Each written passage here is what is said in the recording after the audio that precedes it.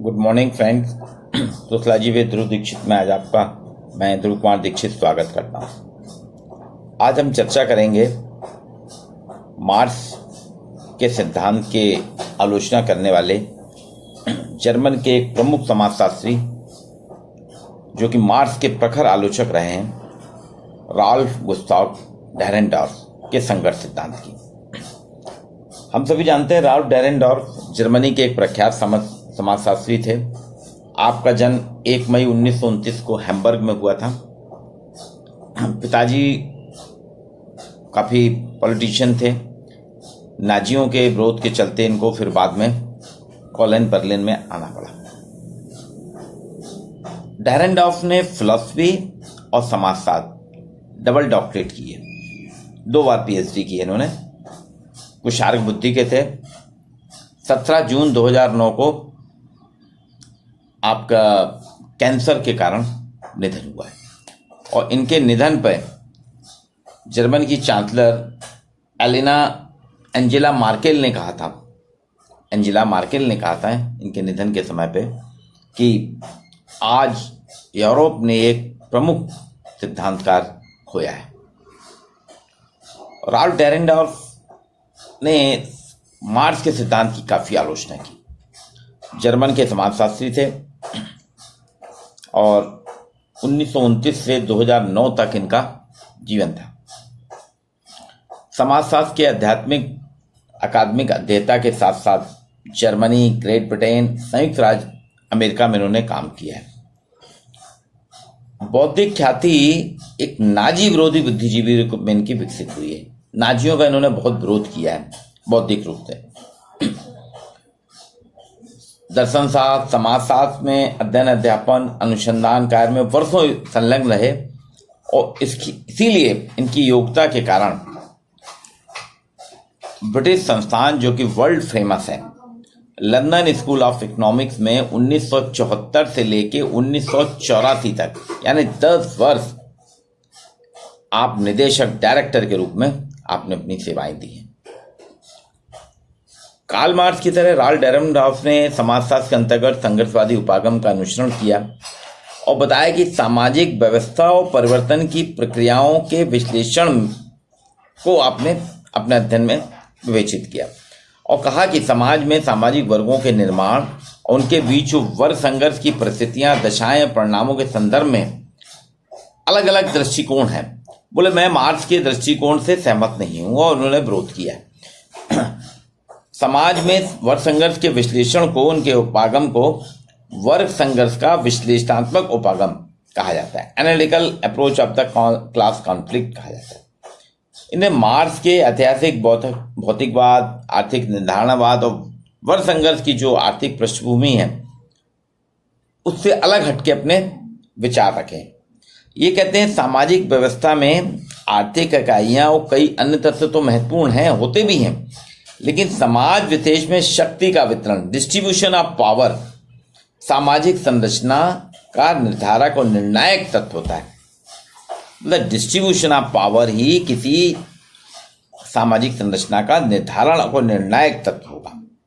डेरेनडॉर्फ कहते हैं शक्ति, उन्होंने जो शक्ति को जिस आधार पर कहा है, बोले वो मैक्स वेबर की जो शक्ति की अवधारणा है उसी के आधार पर उन्होंने कहा है। बोले सामाजिक संबंध में विरोध के बावजूद कर्ता द्वारा अपनी इच्छा की पूर्ति कर लेने की संभावना ही शक्ति है।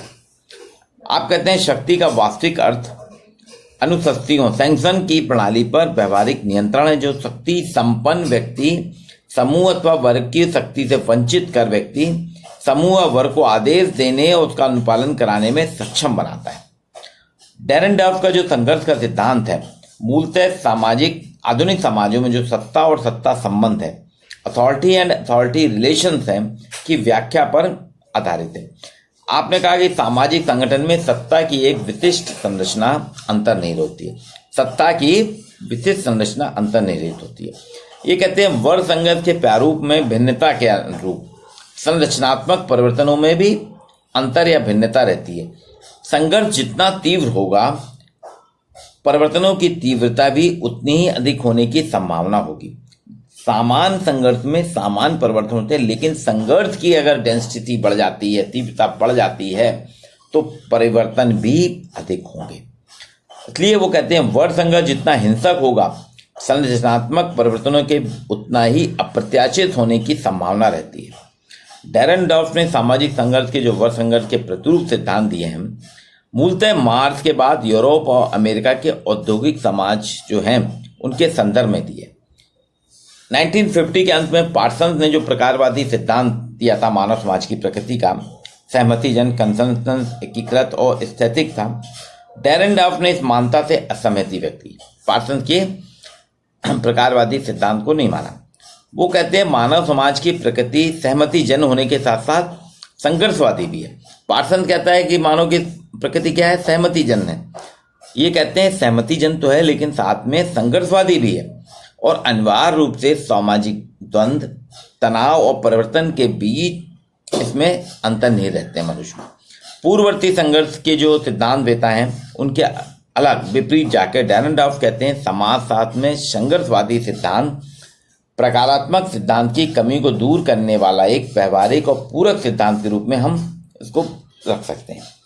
और शक्ति और सत्ता की इनने अलग अलग बात की। इनने उच्च सुपर ऑर्डिनेशन और अधीनस्थ सब ऑर्डिनेशन के बीच में सत्ता को बताया।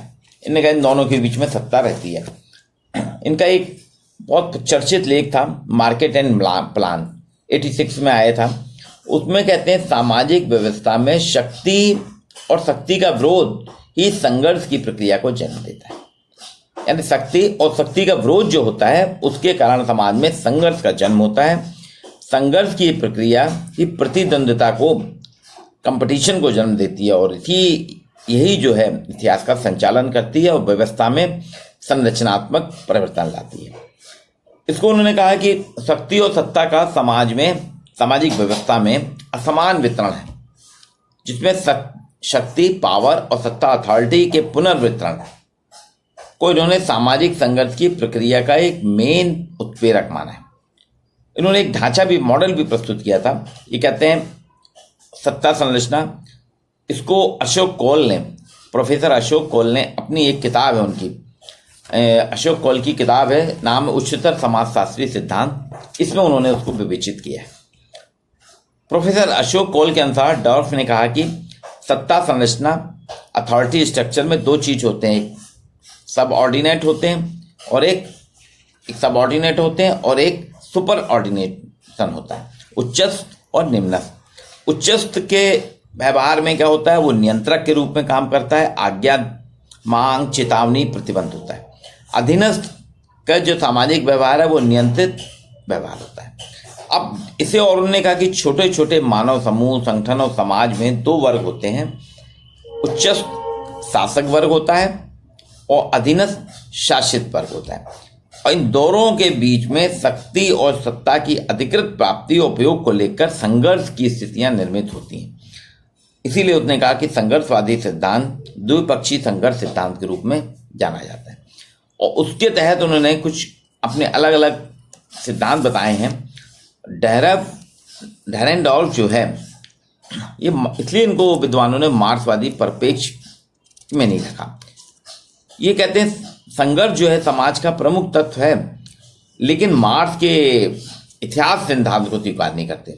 बोले वर्ग संघर्ष अपरिहार्य नहीं है कि वर्ग संघर्ष हो, एक तथ्यगत घटना हो सकती है वर्ग संघर्ष समाज में, लेकिन अपरिहार्य नहीं है। ये कहीं हो भी सकता है और कहीं नहीं भी हो सकता है। मार्क्स के लिए वो कहते हैं, मार्क्स ने शक्ति को संपत्ति के साथ मिलाकर व्याख्या की है और यही दोषपूर्ण है। बोले व्यक्तिगत संपत्ति को मिटा देने के बाद भी शक्ति से पैदा जो होगा, अगर किसी की व्यक्तिगत संपत्ति मिटा दी जाए उसके बाद भी अगर शक्ति से जो पैदा होने वाला प्रभाव है उसे आप खत्म नहीं कर सकते, क्योंकि शक्ति के प्रभाव से दबने और दबाने वाले लोगों का समाज में अस्तित्व कायम रहता है। इसलिए उन्होंने कहा था असमानता का आधार संपत्ति नहीं, प्रॉपर्टी नहीं है, अथॉरिटी नहीं है, समाज नैतिक समुदाय है, मॉरल कम्युनिटी है, और उसमें सत्ता के संबंधों पर उनका पूरा सिद्धांत आधारित है। ये कहते हैं समाज में सत्ता का बंटवारा असमान रूप से है शुरू से, और कुछ लोग सत्ता पे काबिज हो जाते हैं, कुछ सत्ता पर काबिज होने पे वंचित रह जाते हैं। अब जो लोग सत्ता पे काबिज हो जाते हैं वे हमेशा यह प्रयास करते हैं कि एन केन प्रकारेण सत्ता पे उनका कब्जा बरकरार रहे, और जो सत्ता पे काबिज होने से वंचित रह जाते हैं वो ये प्रयास करते हैं एन केन प्रकारेण सत्ता पे हम काबिज हो जाएं, सत्ता पे स्थापित हो जाएं, और इसी क्रम में सत्ता पे काबिज और जो सत्ता पे काबिज नहीं उनके बीच में संघर्ष होता है। और उसी को मार्क्स ने दो बिंदु रखे, उनने आलोचना जो मार्क्स की आलोचना करी है डैरेन डॉफ्सन, उसके दो बिंदु रखे। वर्ग चेतना का प्रश्न, मार्क्स ने कहा था आदिम समाज वर्गहीन समाज था, और जैसे जैसे श्रम विभाजन और समानता में वृद्धि हुई है ना, निजी संपत्ति का अस्तित्व बना, तो उसके कारण असमानता में वृद्धि होने लगी, श्रम विभाजन होने लगा, और मनुष्य एलिनेटेड होता गया और उसके अपने हित उसके विरुद्ध होने लगे। डॉर्फ ने कहा कि मार्क्स के विचार के संदर्भ में उन्होंने कहा कि क्लास तो होती है समाज में, वर्ग तो होता है, लेकिन उसमें वर्ग चेतना क्लास कंसिस्टेंस हो यह आवश्यक नहीं है। जरूरी नहीं कि हर बार क्लास कंसिस्टेंस हो, वर्ग चेतना हो। सामाजिक वर्ग अपना हित समझता हो, जानता है, यह बात सिर्फ विश्वास की है, ये फैक्ट नहीं है। मार्क्स ने इसे सिर्फ विश्वास के आधार पर इतिहास का सिद्धांत बना दिया। मार्क्स का सिद्धांत वैज्ञानिक नहीं है, इसमें वास्तविकता का अभाव है, यह डैरेन डॉर्फ का कहना था। वो कहते हैं कि मार्क्स ने तथ्य की बात करी है, जबकि तथ्य की यहाँ कोई बात ही नहीं है, और वर्ग की चेतना को जागृत करने का दायित्व कम्युनिस्ट पार्टी अन्य लोगों का है, मार्क्स ने यह माना था। और इसीलिए उसने कहा था दुनिया के मजदूरों एक हो, जिसका विरोध डैरेन डॉर्फ ने किया। दूसरा, डॉर्फ कहते हैं इनका विरोध वर्गों के ध्रुवीकरण का प्रश्न, question of polarisation of classes. Marx ने कहा था कि समाज में वर्गों का ध्रुवीकरण होता है, पोलराइजेशन होता है। समान हितों के आधार पर जो छोटे छोटे वर्ग होते हैं वो एक हो जाते हैं, और इस प्रक्रिया में छोटे छोटे पूंजीपतियों की हालत खस्ता होती है और धीरे धीरे वे सर्वहारा वर्ग के सदस्य बन जाते हैं। बाद में अगर एक नहीं होते हैं तो छोटे छोटे पूंजीपति समाप्त हो जाते हैं। बहुत कम संख्या में पूंजीपतियों के हाथ में पूंजी का केंद्रीकरण, सेंट्रलाइजेशन होता है। तो पूंजीवादी व्यवस्था में छोटे छोटे वर्ग धीरे धीरे दो वर्ग में बढ़ जाते हैं, पहला बुजुर्गा वर्ग और दूसरा सर्वहारा वर्ग। ये मार्क्स का था। अब इसको डैरेन डॉर्फ ने आलोचना करके कहा एक ही वर्ग में कई स्तर होते हैं जिनमें एकता का अभाव होता है। बोले वर्गों का ध्रुवीकरण होता ही नहीं है, श्रेणी क्रम में ऊपर चढ़ने और नीचे करने की प्रक्रिया संबंधी सामाजिक गत्यात्मक के कारण वर्गों में एकता संभव नहीं है, यह डॉर्फ कहते हैं।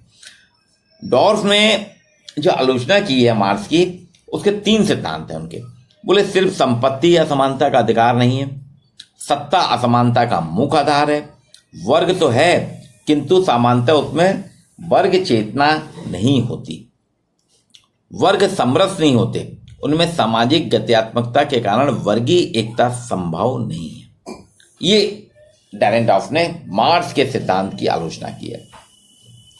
वो पहले ही बताया मैंने कि उनकी किताब थी मार्केट एंड प्लान जो 1968 में आई है, उसमें उन्होंने एक लेख लिखा था और कहा था शक्ति और शांति का विरोध एक ऐसा संघर्ष है जो इतिहास का संचालन करता है और इस संघर्ष के परिणाम स्वरूप संरचनात्मक परिवर्तन आते हैं। डॉर्फ ने कहा कि प्रत्येक समाज में मत भिन्नता, संघर्ष और परिवर्तन व्याप्त है और समाज का प्रत्येक अंग समाज के परिवर्तन के लिए जिम्मेदार होता है।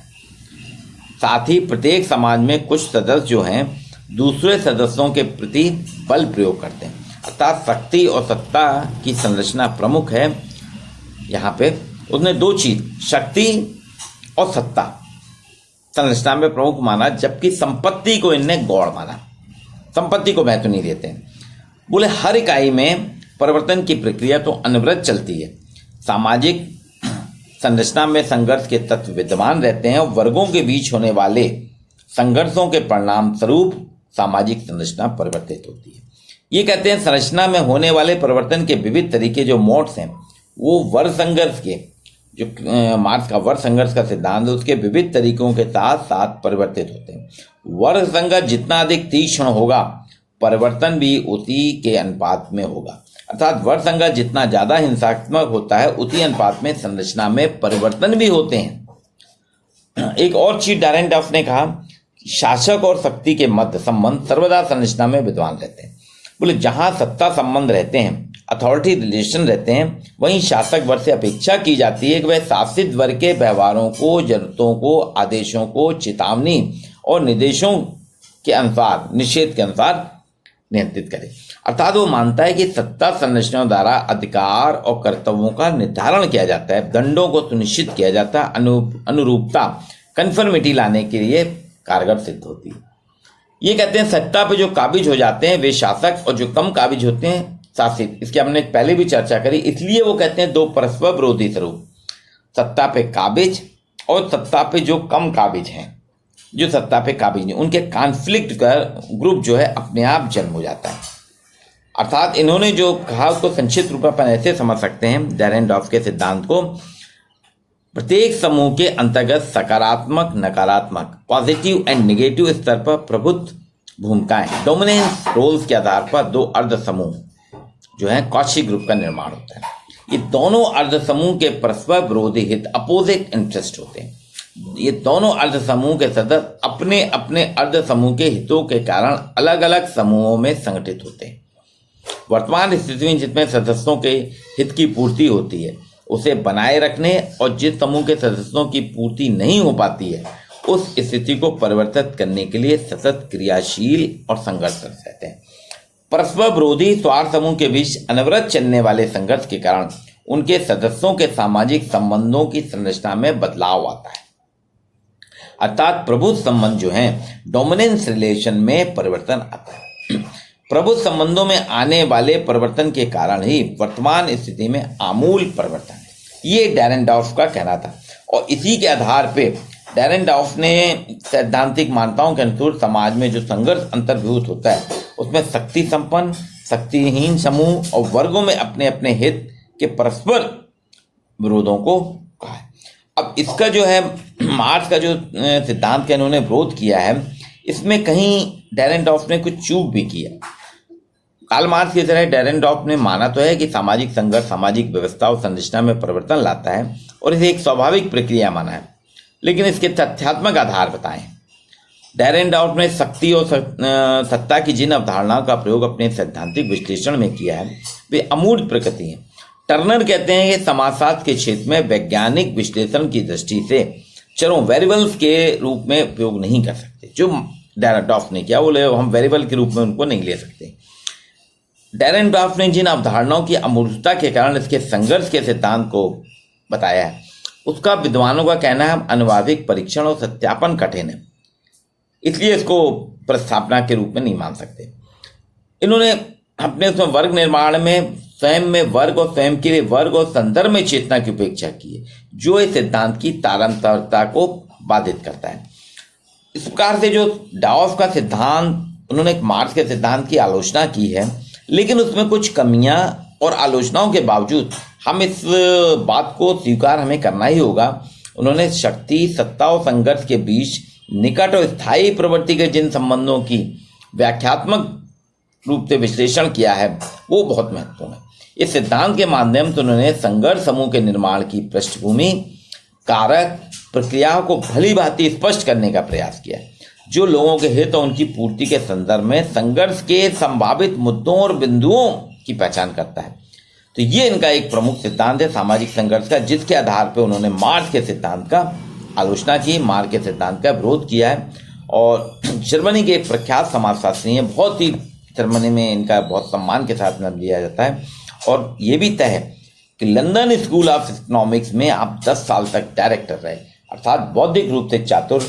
ये डेरेनडॉर्फ का सिद्धांत जो है मार्क्स के वर्ग संघर्ष सिद्धांत की आलोचना करता है, जिसको कि आप हमको हर समाजशास्त्र के विद्यार्थियों को इसे जानना बहुत जरूरत है कि वर्ग संघर्ष में मार्क्स ने क्या कहा और डेरेनडॉर्फ ने उसकी कैसे आलोचना की।